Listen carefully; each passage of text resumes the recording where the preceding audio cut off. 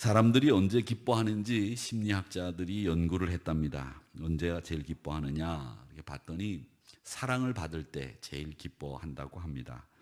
어린아이나 뭐 어른 할 것 없이 누구로부터 사랑을 받는다고 느끼는 순간에 사람들은 제일 기뻐한다고 합니다. 근데 또 언제 기뻐하느냐 하면 내가 소중하다고 생각하는 것을 손에 넣었을 때 그때 기뻐합니다.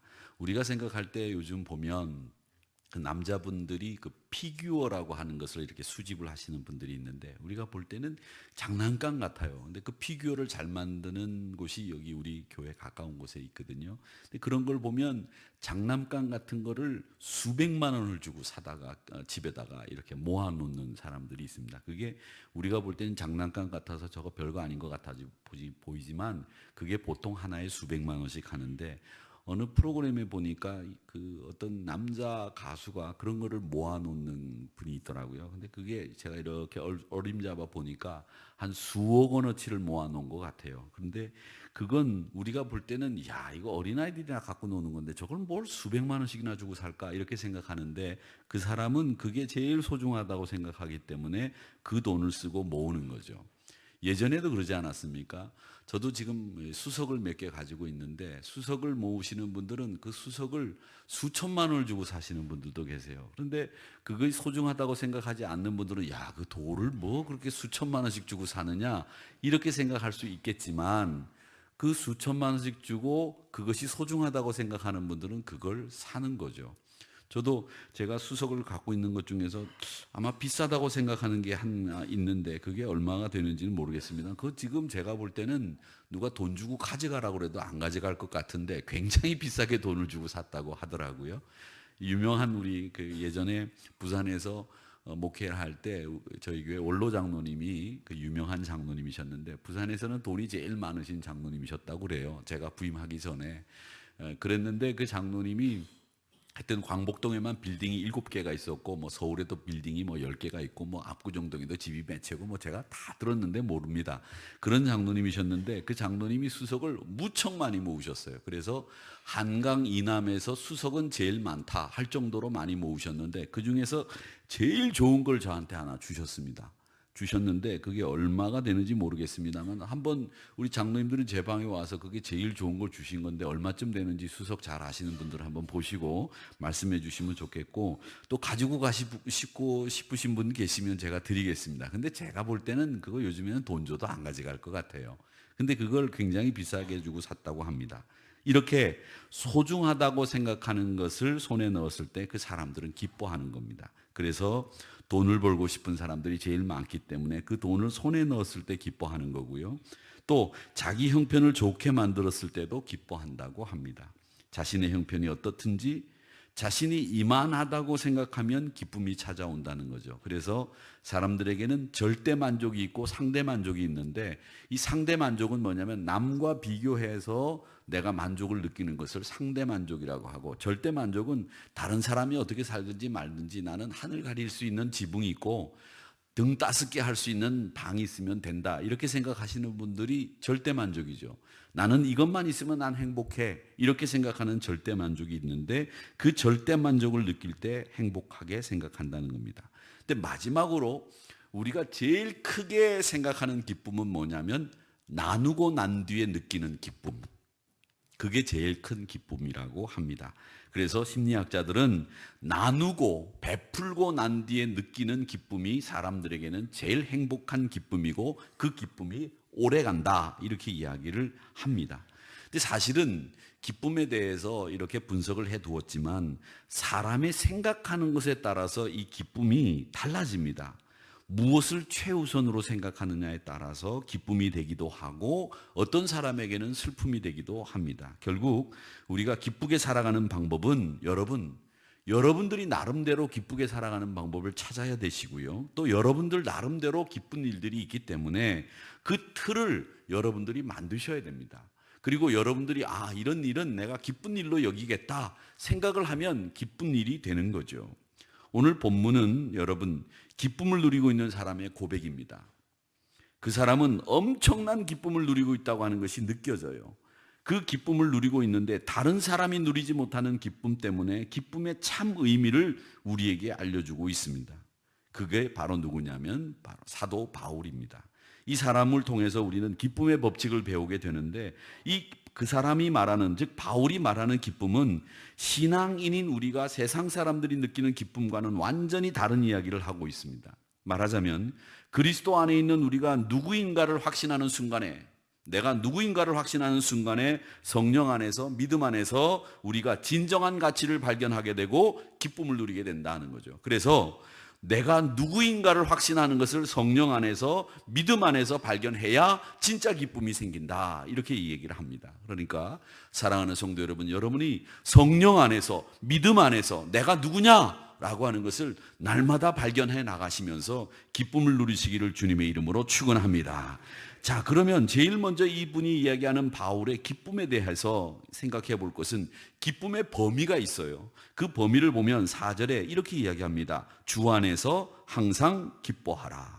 주 안에서 항상 기뻐하라. 이 공동번역 성경에 보면 주 안에서 항상 기뻐하라를 이렇게 번역하고 있습니다. 주와 함께 항상 기뻐하라. 주와 함께, 이렇게 번역을 했습니다. 그러니까 이 말은 우리 신자들이 누리는 기쁨이라고 하는 것은 주님과 함께 누리는 기쁨이라고 하는 이 기쁨의 종류와 범위를 분명하게 말씀하시고 있는 겁니다. 물질을 손에 넣어서가 아니라, 세상적인 성취 때문에 기쁜 것이 아니라 주님과의 관계 때문에 기쁜 것이다 라고 말씀하고 있는 겁니다. 그 주님과의 관계 때문에 없는 기쁨은 뭐냐? 저는 3가지라고 생각하는데, 제일 첫 번째는 주님으로부터 내가 죄사함 받았습니다, 할렐루야, 이 기쁨이 제일 큰 거고, 두 번째 기쁨은 하나님의 자녀 되었습니다, 이게 두 번째로 기쁜 거고, 세 번째는 주여 제가 주의 일을 할 수 있는 하나님의 일꾼 되었습니다, 이것이 기쁜 일이다 라고 하는 것을 우리는 주님과의 관계 속에서 배우게 되는 겁니다. 이런 기쁨은요, 어떤 시련이 오고 어떤 고난이 오고 어떤 아픔이 와도 뺏기지 않는 기쁨이고, 은혜가 충만하고 신앙생활에 기쁨이 있으시면 여러분들이 말씀으로 아멘 아멘 하시는데, 그 기쁨은 주님과의 관계에서 얻게 되는 기쁨이라는 것을 믿으시기를 축원합니다. 바로 그게 기쁨이에요. 죄사함의 기쁨, 하나님의 자녀된 기쁨, 주의 일꾼 된 기쁨, 이 기쁨을 가지고 사는 것이 우리 성도들의 삶이다라는 겁니다. 여러분, 항상 어떤 일을 당하시든지 이 기쁨이 여러분 마음속에서 뺏기지 않기를 주의 이름으로 축원합니다. 뺏기지 않기를 축원합니다. 뺏기지 마셔야 됩니다. 여러분 꼭 그렇게 하셔야 됩니다. 우리가 잘 아는 미국 만화 스누피라고 하는 만화가 있습니다. 만화 여러분 보셨을 거 너무 잘 아실 겁니다. 이 만화를 만드신 분은 찰스 슐츠라고 하는 분이신데, 여러분 보실 때 오른쪽에 계신 분입니다. 50년부터 시작을 해서 2000년까지 50년 동안, 그러니까 50년 동안 이분이 미국의 그 피너츠라고 하는 연재 만화의 주인공인 이 스누피를 그려내셨는데, 2차 대전 이후에 이 미국이 경제 대국으로 부상하면서 화려한 겉모습과는 달리 그 이면에는 풍요 속의 빈곤, 군중 속의 고독, 거절과 상처, 불안, 소외, 이런 것들이 미국 사회에 팽배해 있었습니다. 지금도 그렇긴 합니다. 미국 사회가 아무리 풍요롭다고 하더라도 미국 사회만큼 풍요로운 그 가운데에서도 빈곤한 사람들이 얼마나 많은지 모릅니다. 그리고 미국 사람들처럼 상처 많은 사람들, 거절 많이 당한 사람들은 없습니다. 그런 사람들에게 이 만화가 얼마나 위로가 됐느냐, 그 위로가 된 가장 대표적인 만화 주인공이 스누피입니다. 근데 이 스누피는 이 찰리 브라운이라고 하는 사람 옆에 서서 항상 여유롭게 자족하고 대단한 계획을 성공시키려고 그렇게 애를 쓰지도 않습니다. 그냥 삶의 여유를 가지고 고민하지 않고 늘 만족하며 기쁘게 살아가는 그 캐릭터를 우리에게 보여주는 주인공이 스누피입니다. 여러분, 크게 고민하지 마시고요, 늘 만족하고 기뻐하며 삽시다. 우리가 가지고 있는 고민이라고 하는 걸 보면 조금만 덜 하면 그 고민이라고 하는 건 별거 아니거든요. 그런데 이 정작 강아지 스누피의 작가인 이 슐츠라고 하는 분이 진짜는 그 마음속에 원인 불명의 열등의식, 그리고 나중에 결장암이라고 하는 암으로 세상을 떠났는데 그때까지 소외감으로 허덕이며 사는 인생을 사셨대요. 그러니까 당신이 소외감으로 허덕이면서 살고 항상 열등의식을 가지고 있으니까 스누피를 통해서 자신이 그렇게 되기를 원하는 마음을 그려낸 것이 미국 사람들에게는 가장 큰 인기 있는 만화가 됐다는 겁니다. 여러분, 사람들은 다 열등의식이 있어요. 열등의식 없는 사람 없습니다. 그런데 그 열등의식을 여러분, 열등의식으로 자기 자존감을 낮추는 일을 하시지 말라니까요. 제가 한 말 중에 제가 제일 멋진 말을 한 게 제가 지금도 기억나는데, 제가 그 말을 제일 먼저 쓴 것으로 알고 있는데, 키는 하늘로부터 재는 키가 있다고 말씀드리지 않았습니까? 땅에서부터 재는 키가 있고 하늘로부터 재는 키가 있는데, 땅에서부터 재는 키는 여러분 키 차이가 많이 날 수 있어요. 그런데 하늘로부터 재는 키는 저도 꽤 크다고요. 그렇게 생각하면 여러분, 열등감 가질 필요가 뭐가 있습니까? 여러분, 눈 2개 있고 코 하나 있고 입 있으시잖아요. 그러면 그 얼굴은 이쁜 얼굴이고 잘생긴 얼굴이에요. 그 얼굴 가지고 못생겼다고 얘기할 필요 없어요. 다 눈 2개 있는데 그게 생김새가 조금 찢어지고 조금 크고 조금 작을 뿐이지 다 똑같아요. 안 그렇습니까? 어떤 분은 그렇게 얘기해요. 목사님 얼굴을 보면 참 잘생긴 데가 아무 데도 없습니다. 이렇게 얘기하는 분이 진짜 권사님 중에 있어요. 속상하게. 그런데 어떤 분들은 목사님 얼굴을 뜯어보면 하나도 잘생긴 데가 없는데 합쳐보면 꽤 괜찮아요. 이렇게 위로하시는 분들도 계시다고요. 그런데 저는 그런 말에 이제 연연해 하지 않습니다. 뭐 잘생기면 얼마나 잘생겼겠어요. 또 못생겼으면 얼마나 못생겼겠어요. 근데 어떤 여자분들은 그런 얘기 하시는 분들 있어요. 젊은 분들 중에서 난 장동건 같이 잘생긴 사람은 부담되더라, 그렇게 얘기하시는 분들이 있어요. 근데 그분은 제가 그 얼굴 보면 부담될 이유가 하나도 없어. 장동건 같이 생긴 분들이 그분에게 올 이유가 없기 때문에 그런 분들은 장동건 같은 얼굴에 부담을 느낄 필요가 있다 없다? 없다. 그런데 꼭 그런 분들이 계셔요. 난 장동건 같은 얼굴은 부담되더라. 걱정 안 하셔도 돼요. 부담 안 가지셔도 된다고요. 여러분, 진짜 기쁜 건 뭐냐? 진짜 기쁜 건 뭐냐 하면 주님 때문에 기뻐하는 것, 그게 여러분이 누려야 될 진짜 기쁨이라는 것을 여러분 기억하시기를 바랍니다. 그래서 죄사함의 기쁨, 하나님의 자녀된 기쁨, 주님의 일꾼된 기쁨, 이 3가지 기쁨은 여러분 뺏기지 마시기를 축원합니다. 그 기쁨은 어떤 일이 있어도 안 뺏기는 기쁨이에요. 뺏어갈 수도 없는 기쁨이란 말이죠. 은혜가 충만하고 신앙생활에 기쁨이 있는 성도들은 이 3가지 기쁨이 늘 그 심령 속에 있다고 하는 것을 기억하시기를 주님의 이름으로 축원합니다. 여러분, 한 가지 분명하게 하셔야 될 게 있습니다. 신앙생활 하시면서 아무리 기분 나쁜 일이 있어도 내가 이제 예수 믿나 봐라, 이런 말들, 내가 말이야 교회가 이 교회밖에 없는 줄 알아? 이런 말들, 화나서 해야 될 말들은 아니에요. 예수 믿는 사람들은 그런 말은 하지 않아야 됩니다. 교회 안에서 서로 안 좋은 인간관계가 있다고 하더라도 예수 믿는 일을 관두는 일 하지 마십시오. 하나님과 늘 사랑하고 하나님이 나를 사랑하신다고 하는 그것을 잊지 마시고, 항상 여러분 감정의 문제 때문에 믿음의 문제로 확장시키지 마세요. 믿음의 문제와 감정의 문제는 다른 거예요. 우리 교인들이 다 저를 좋아하시겠어요? 저를 싫어하시는 분들도 계시더라고요. 보면 제가 싹 지나가면 고개 싹 돌리고 말이죠. 요즘 그런 분들이 간혹 이제 좀 계세요. 제가 이쪽으로 내려가면 탁 보고 탁 돌려 저쪽으로 착 하고, 제가 그걸로 상처를 받으면 제 상처 투성이겠죠. 근데 여러분, 감정의 문제, 그걸 가지고 믿음의 문제까지로 확정시키지 마시고, 제가 보기 싫어도 여러분 믿음만큼은 공고하게 지켜나가시기를 주의 이름으로 축원합니다. 제가 그렇다고 해서 고개를 돌린다고 해서 제가 미워하고 그런 법 없습니다. 제가 미워하지 않아요. 항상 그분을 위해서 기도하고 더 많이 기도할 겁니다. 그게 목사로서 해야 될 일이라고 생각하기 때문에 여러분 염려하지 마시고, 내가 고개를 싹싹 돌렸으니까 이제 목사님도 날 미워하겠지, 이런 속단은 하지 마세요. 그런 사람은 제가 아니에요. 그러니까 그렇게 하시기를 바랍니다. 아시겠지요? 아멘 안 하시는 분들은 끝까지 안 하시네. 아멘? 감사합니다. 기쁨의 법칙 2가지는 기뻐하는 방법을 알려주고 있는데, 4절에 보면 이 기뻐하는 방법이 아주 자세하게 나와 있어요. 어떻게 먼저 얘기하냐면 주 안에서 기뻐하라. 이게 첫 번째 방법입니다. 여러분, 기쁨은 주 안에서 기뻐하는 거예요. 주님 안에서 기뻐하는 것이 우리가 기뻐하면서 제일 좋은 방법이라는 거예요. 내 기분 때문에 기뻐하고 내 기분 때문에 슬퍼하지 마시고 주 안에서 기뻐하시기를 축원합니다. 배가 아프더라도 안이 꼽더라도 주님 때문에 기뻐하는 것은 근본적인 기쁨이고 그것만큼은 굳게 지켜라. 이것이 주 안에서 기뻐하라고 말씀하시는 겁니다. 자, 그 다음에 또 뭐라고 얘기하시냐면 내가 다시 말하노니 기뻐하라. 이렇게 말씀하고 있거든요. 두 번째는 이 다시 말하노니 기뻐하라는 말은 뭐냐면 여러분, 한 번만 기뻐하고 말라는 얘기가 아니라 계속 기쁨을 지켜나가라는 말입니다. 여러분, 기쁨이라고 하는 것은 세상 사람들이 없는 기쁨은 뭐냐? 좋을 때만 기뻐해요.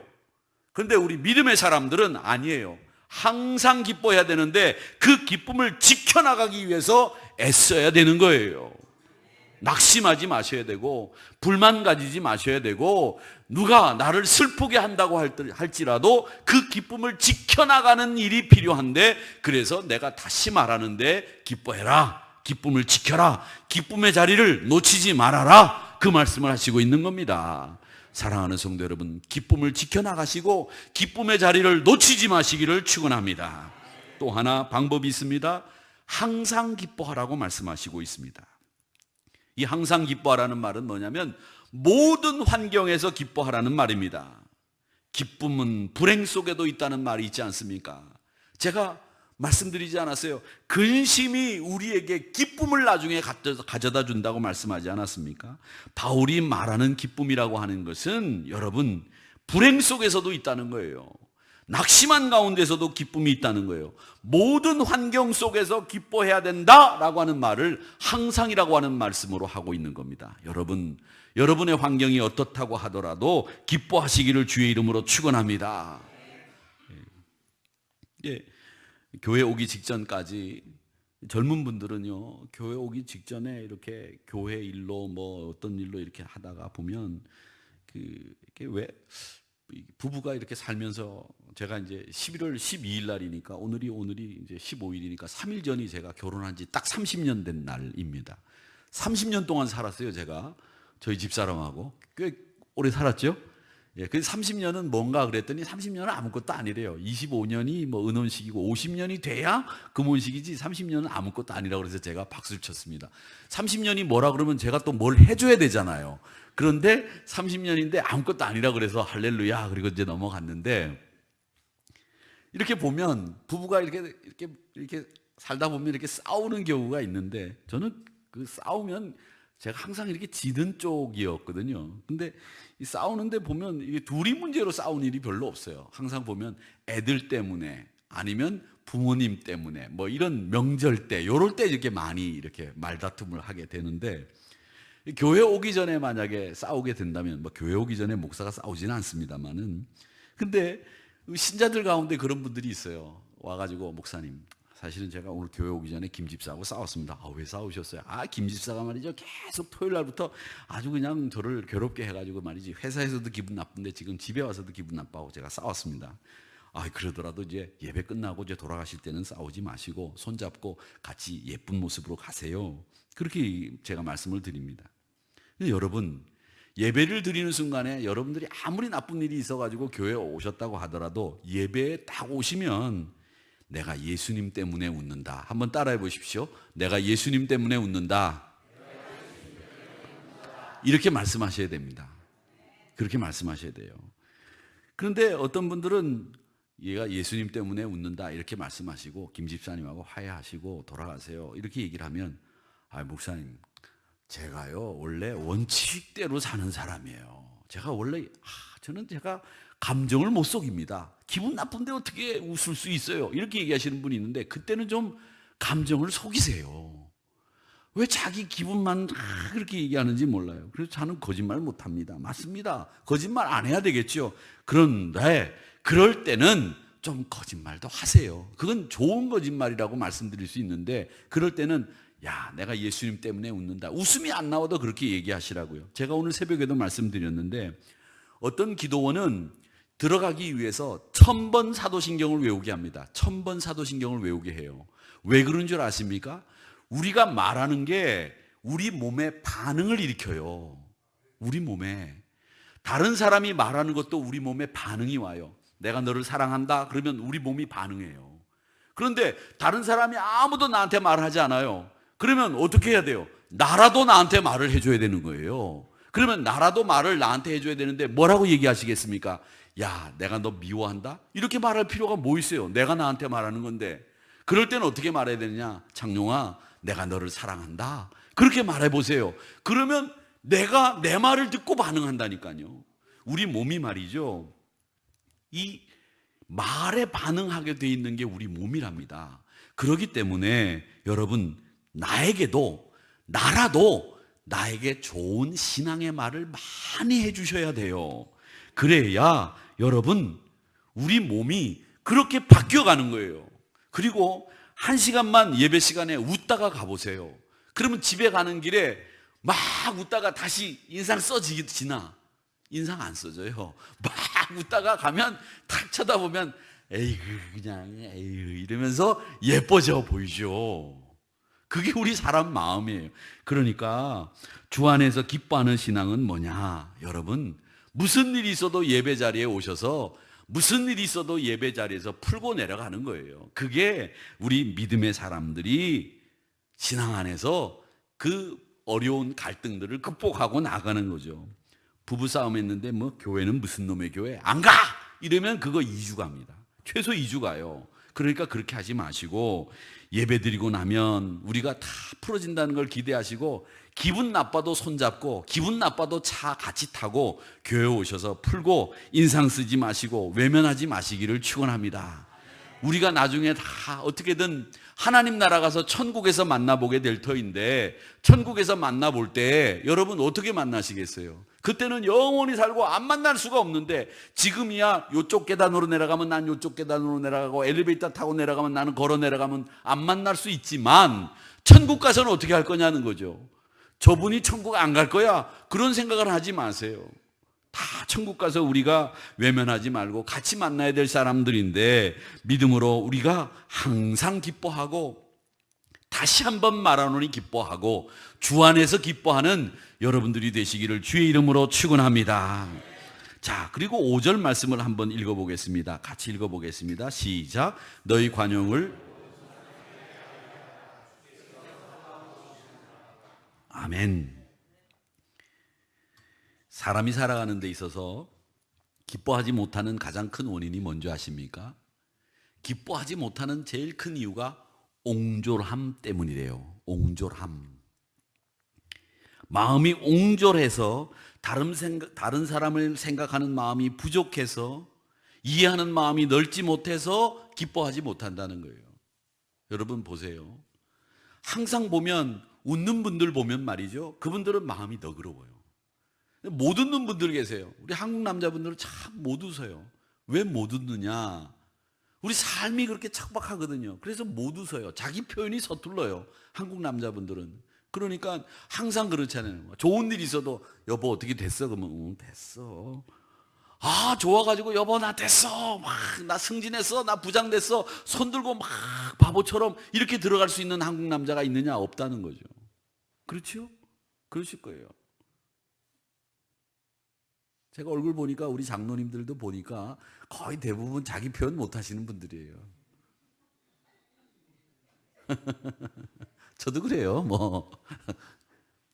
그런데 이게 한국 사회가 우리 한국 남자들을 그렇게 만든 거이기도 하지만 그런데 한국 남자분들, 우리 장로님들은 마음은 넓잖아요. 푸근하고 말이죠. 이해심 넓고 우리 장로님들처럼 이렇게 마음이 푸근하신 분들도 많지 않은 것 같아.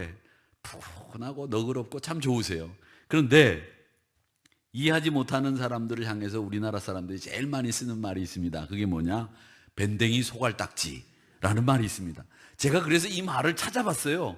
오늘 설교 준비를 하면서 이 밴댕이 소갈딱지라는 말을 나도 많이 썼는데 도대체 이 밴댕이라는 생선이 어떤 생선이냐? 제가 조사를 했어요. 그래가지고 설교 본문 보내면서 내가 보냈어요. 보니까 청어 아시죠? 이 가는 비늘이 많은 청어, 그 과에 속한 청어나 전어하고 똑같은 생선이래요. 근데 이 청어하고 이 전어는 말이죠, 성질이 되게 급해요. 가을 전어 아시죠? 가을 전어. 이 전어를 가을에 먹어야 맛이 있고, 이 구운 전어는 집 나갔던 며느리가 다시 돌아온다고 하는 전어인데, 여기 서울에는 제가 보니까 전어가 맛있는 전어가 별로 없어. 다 구운 전어인데, 생생한 전어를 이렇게 회쳐가지고 새꼬시로 먹으면 진짜 맛있거든요. 밥처럼 먹어도. 근데 그게 성질이 급해요. 전어도 성질이 급해서 어항에다 넣어놓으면 한 이틀만 지나면 다 죽어요. 근데 이 밴댕이가 전어하고 청어하고 똑같이 성질이 급하대요. 성질이 급한 사람들은 못 견디는 거야. 그래서 지 풀에 지가 죽는다는 거죠. 밴댕이가 그렇다는 겁니다. 그런데 이 밴댕이는 이런 성질이라 자기가 자기 풀에 죽는데, 그럼 소갈딱지는 뭐냐? 그래서 제가 또 찾아봤어요. 근데 소갈딱지가 뭐냐 봤더니 밴댕이 안에 있는 내장이 소갈딱지예요. 내장. 그래서 밴댕이 소갈딱지 그러면 밴댕이 생선의 내장을 밴댕이 소갈딱지라고 하더라고요. 근데 그게 얼마나 작았으면 밴댕이 소갈딱지 같다는 말을 우리나라 분들이 했을까라고 하는 말을 제가 감감히 생각해 보니까 성질 급하죠. 속 좁죠. 이게 밴댕이 소갈딱지하고 똑같은 거예요. 근데 우리 한국 분들이 성격이 급하잖아요. 저부터도 급하거든요. 저도 많이 누그러뜨리는데도 한국 분들 치고 성격 안 급한 분들 없어요. 한국 분들에게 제일 나쁜 게 휴대폰이라고 하잖아요. 휴대폰. 예전에는 전화기 있는 데까지 달려가는 시간 동안 생각을 했어요. 그렇죠? 화가 나면 전화기 있는 데까지 달려가다가 생각하고 그래 하지 말자 그랬는데, 요즘은 전화기를 다 손에 들고 있으니까 화나는 대로 그냥 바로 단축번호 눌러서 전화기에다 대고 쏟아내니까, 문자 보내니까 이게 인간관계가 더 어려워지는 거예요. 저는 전화기가 없었으면 좋겠어요. 그게 손에 들고 있는 게 별로 좋은 게 아니거든요. 그러니까 여러분, 한 번만 더 참고 한 번만 더 생각하면 우리가 말하지 않아도 되는 거, 보내지 않아도 되는 문자들을 보내고, 말하지 않아도 되는 걸 말하지도 않아도 될 수 있다는 거죠. 여러분, 오늘 이 바울 사도는 뭡니까? 그 곁에 다양한 사람들이 있었어요. 별 사람이 다 있었어요. 바울 곁에 동역자도 있었고, 돕는 사람도 있었고, 회방하는 사람도 있었고, 비난하는 사람도 있었다고요. 그런데 바울은 뭐라고 얘기했느냐? 그 많은 다양한 사람들 가운데 나는 내 기쁨을 놓치지 않았다. 이를 잃어버리지 않았다. 난 지키고 있다. 주 안에서 항상 다시 말하노니 내가 기쁨을 지키고 있으니 너희들도 기쁨 지켜라. 이렇게 이야기하고 있는 거예요. 그러기에 사랑하는 성도 여러분, 언제나 누구에게나 열려있는 마음을 가지고 잘 어울리고 위로해주고 인도해주고 더불어 살아갈 수 있는 사람이 바로 기쁨의 주인공 바울과 같은 사람이라는 것을 여러분 기억하시기를 주님의 이름으로 축원합니다. 이 사람은 어쩔 수 없는 편견이 있습니다. 대부분 마음이 나를 좋아하는 사람은 나도 좋아하는 건 그건 쉬워요. 근데 나를 싫어하는 사람까지도 좋아하기가 정말 어렵습니다. 정말 어려워요. 그런데 바울은 그걸 뛰어넘어야 진짜 기쁨을 누릴 수 있다. 나를 싫어하는 사람도 좋아할 수 있어야 네 안에 기쁨이 있다. 이 말씀을 하시고 있거든요. 그런데 그게 가능하냐? 내 힘으로는 가능하지 않아요. 누구 힘으로 가능하느냐? 성령 하나님이 나를 도와주셔야 가능하다는 거예요. 부디 빌기는 성령으로 여러분 마음을 가득 채우셔서 관용하는 마음을 가지시기를 주의 이름으로 축원합니다. 이 기쁨이 희락의 열매, 성령의 열매인 거예요. 굳이 본인에게 알려주지 않아도 될 만한 일들은 미주알, 고주알 전해서 긁어 붓으로 만드는 분들이 계시는데 정말 생각해 봐야 됩니다. 여러분, 유익하지 않은 말은 하지 마세요. 특히 남한테는 전하지 마세요. 그리고 그것이 누구를 험담하는 얘기든 누구를 비방하는 얘기든 그건 옮기지 마세요. 옮기는 것 자체가 저주예요. 여러분, 나쁜 말은 옮기는 것 자체가 저주라니까요. 좋은 말은 옮기는 것 자체가 축복이에요. 여러분 기억하세요. 좋은 말은 옮기면 복이 되지만 나쁜 말은 옮기면 그건 여러분 스스로를 격을 떨어뜨려요. 그렇기 때문에 우리 믿음의 사람들은 좋은 말만 옮기시는 여러분들이 되시기를 주의 이름으로 축원합니다. 그럴 때에 하나님께서 여러분에게 지혜를 더하시고 모든 일들을 풀어나가시도록 만든다. 이런 분이 참 기쁨의 사람이다라는 것을 여러분 기억하시기를 주의 이름으로 축원합니다. 6절 한번 읽어볼까요? 같이 읽어보겠습니다. 시작. 아무것도 염려하지 말고 다만 모든 일에 기도와 간구로 너희 구할 것을 감사함으로 하나님께 아뢰라. 아멘. 아멘. 우리가 소유해야 될 것이 무엇인가? 하나님 앞에 열심히 구하시기를 바랍니다. 염려하지 마세요. 감사함으로 구할 줄 아는 긍정적인 가치관을 가지시기를 주의 이름으로 축원합니다. 긍정적인 가치관으로 사는 사람이 하나님이 주시는 기쁨으로 사는 사람들이고, 그분들이 주님의 사랑, 주님의 은혜를 누릴 수 있다는 사실을 꼭 기억하시면서 성령의 9가지 열매 중에 이 기쁨, 희락의 열매를 여러분의 열매로 만드시기를 주님의 이름으로 축원합니다. 성령의 9가지 열매 있잖아요. 사랑, 희락, 화평, 인내, 오래 참음이죠. 자비, 양선, 충성, 온유, 하나는 절제입니다. 이 9가지 열매 중에서 이 희락의 열매만큼은 여러분들이 항상, 그리고 내가 다시 말하노니 내가 언제나 지켜나갈 수 있는 기쁨, 그리고 주 안에서 누리는 기쁨이라고 하는 것을 아시고 그 기쁨의 범위를 분명하게 정하셔서 그 기쁨을 지켜나가실 뿐만 아니라 죄사함의 기쁨, 내가 하나님의 자녀된 기쁨, 그리고 주의 일꾼 된 이 기쁨을 여러분 가슴속에 뺏기지 않고 늘 가지시고 오늘도 내일도 승리하시는 여러분들이 되시기를 주님의 이름으로 축원합니다. 축원합니다. 우리 다 같이 오늘